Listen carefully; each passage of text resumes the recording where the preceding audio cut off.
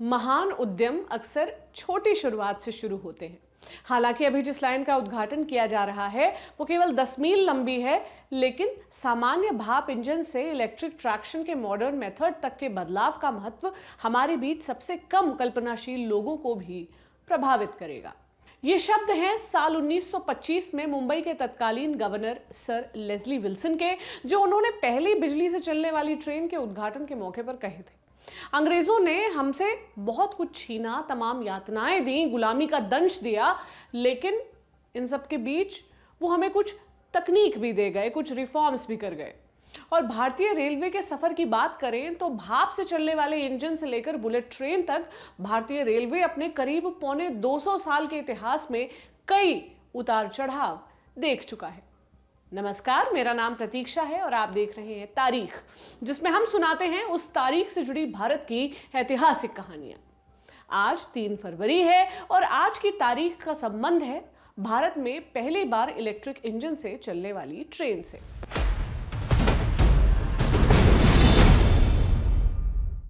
भारतीय रेलवे दुनिया के 3 सबसे बड़े रेल नेटवर्क्स में से है, जिसमें लगभग 15 लाख लोग काम करते हैं। देश में 66,000 किलोमीटर से ज्यादा का रेलवे नेटवर्क का जाल बिछा हुआ है। भारतीय रेल देश में ट्रांसपोर्टेशन का सबसे बड़ा जरिया है। कोयले का 90% ट्रांसपोर्ट रेलवे के जरिए ही होता है। रेल रूट पर 21,000 से ज्यादा पैसेंजर और गुड्स ट्रेनें रोज दौड़ती हैं। और पैसेंजर बेस की बात करें तो कोरोना से पहले तक भारतीय ट्रेनों में रोजाना करीब 2.5 करोड़ लोग सफर करते थे। बात करते हैं पहली ट्रेन की। जॉर्ज स्टीफेंसन ने 1814 में भाप का इंजन बनाया था, जेम्स वॉट के ही मॉडल को थोड़ा सा अपडेट करके, जो ताकतवर था और भारी वजन को खींच सकता था। 27 सितंबर 1825 को इसी भाप इंजन से 38 बोगियों को खींचा गया, जिनमें करीब 600 यात्री सवार थे। इस ट्रेन ने लंदन के डार्लिंगटन से स्टॉकटोन तक 37 मील का सफर 14 मील प्रति घंटे की रफ्तार से तय किया था। जबकि भारत में पहली ट्रेन रेड हिल रेलवे थी, जो 1837 में मद्रास में रेड हिल्स से चित्राद्रिपेट पुल तक चलाई गई थी। दूरी थी करीब 25 किलोमीटर। इस ट्रेन को बनाने का क्रेडिट सर आर्थर कॉटन को दिया जाता है।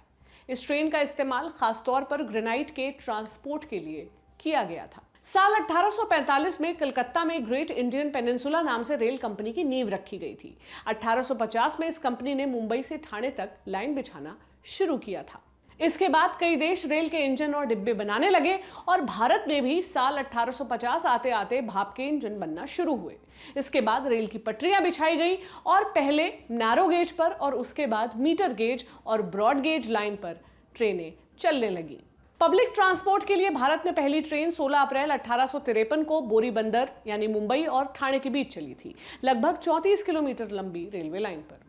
इस दिन को सार्वजनिक छुट्टी घोषित किया गया था।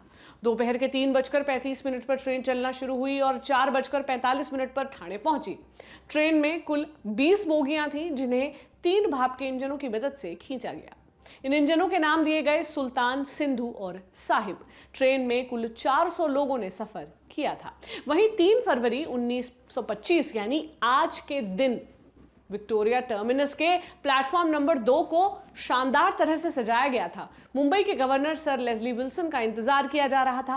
विल्सन अपनी पत्नी के साथ आलीशान बग्घी पर सवार होकर सरकारी तामझाम के साथ पहुंचे। जोरदार स्वागत हुआ। सुबह ठीक 10 बजे उन्होंने हरी झंडी दिखाकर कुर्ला स्टेशन के लिए पहली इलेक्ट्रिक ट्रेन रवाना कर दी। सिर्फ भारत नहीं, बल्कि ये ट्रेन एशिया की भी पहली इलेक्ट्रिक ट्रेन थी।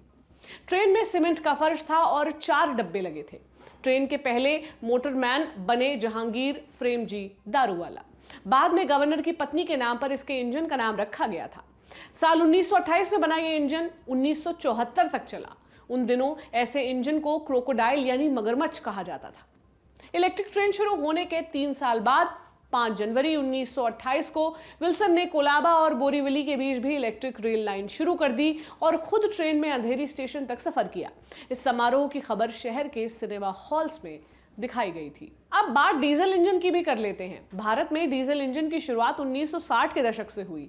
देश की जनसंख्या बढ़ रही थी, लंबी ट्रेनों को चलाए जाने की जरूरत थी। स्टीम इंजन ज्यादा डिब्बों को तेजी से नहीं खींच सकते थे, इसलिए डीजल इंजन लाने को के बारे में सोचा गया। उस वक्त बतौर एक्सपेरिमेंट अमेरिका से 80 डीजल इंजन मंगवाए गए थे। इनमें कुछ इंजन अमेरिकन लोकोमोटिव कंपनी या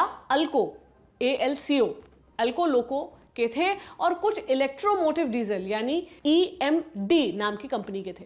इंडिया में जब अल्को लोको इंजन बनना शुरू हुए तो इसने कमाल कर दिया। ये स्टीम इंजन के मुकाबले बेहद भरोसेमंद थे, मेंटेनेंस भी कम था और सबसे खास बात कि इसको ऑपरेट करना बेहद आसान था। 2600 हॉर्स पावर की ताकत थी, जिसके चलते ये यात्रियों से भरी 9 डिब्बों की रेलगाड़ी को भी 120 किलोमीटर प्रति घंटे की रफ्तार से पटरियों पर दौड़ा सकता था। इससे भी लंबी ट्रेन चलानी हो तो 2 इंजन और जोड़ दिए जाते थे, जिसके बाद ये इंजन 20 से ज्यादा डिब्बे की ट्रेन को खींच सकता था। उस वक्त हावड़ा से नई दिल्ली के बीच चलने वाली डीलक्स एक्सप्रेस में WDM-2 के 2 इंजन लगे होते थे। ये इंजन 22 डब्बे वाली डीलक्स एक्सप्रेस को 120 किलोमीटर की स्पीड से रन कराते थे। इंजन वाकई बहुत सफल हुए और 1990 तक इन्हें बनाया जाता रहा और इसलिए आज भी इंडियन रेलवे में सबसे ज्यादा यही डीजल इंजन है। हालांकि अल्को लोको से 2600 हॉर्स पावर के इंजन मिले थे। बाद में भारतीय इंजीनियरों ने इसकी तकनीक और क्षमता बढ़ाने का काम किया। इंजन की स्पीड तो उतनी ही रही, यानी 120 किलोमीटर प्रति घंटा, लेकिन इसकी ताकत बढ़कर 3000 से 3900 हॉर्स पावर तक हो गई। मतलब अब एक्स्ट्रा इंजन लगाने की जरूरत नहीं थी। कई सारी बोगियों को ये इंजन अकेला खींच लेता था। इसके बाद अल्को लोको ने लेटेस्ट इंजन बनाया WDM-3D। इसमें माइक्रो प्रोसेसर लगा था, जिससे इंजन का ट्रेन पर कंट्रोल भी बेहतर हो गया। चढ़ाई पर इंजन के पहिए स्लिप कर जाते थे, लेकिन माइक्रो प्रोसेसर के इस्तेमाल से इससे भी निजात पा ली गई। इस इंजन में ड्राइवर्स कैब को भी बेहतर किया गया था और अब रेलवे बोर्ड ने देश भर में बड़ी लाइन का इलेक्ट्रिफिकेशन करने की योजना बनाई है। बोर्ड के मुताबिक अल्को लोको इंजन चाहे जब बने हो उन्हें कंडम डिक्लेयर किया जाएगा। कंडम एक हिंदी प्रोनाउंसिएशन है कंडेम नाम के शब्द के लिए, माने यूजलेस। रेलवे में डीजल इंजन की उम्र लगभग 40 साल होती है, लेकिन रेलवे के इस निर्णय के बाद 10-15 साल पुराने इंजन भी कंडेम घोषित कर दिए जाएंगे। भाप से चलने वाली छुक गाड़ी अब मॉडर्न तकनीक के शिखर तक पहुंच चुकी है। कोयले से इलेक्ट्रिक लाइन तक के सफर के बाद अब भारतीय ट्रेन बिना ड्राइवर के सफर पर निकलने को तैयार है।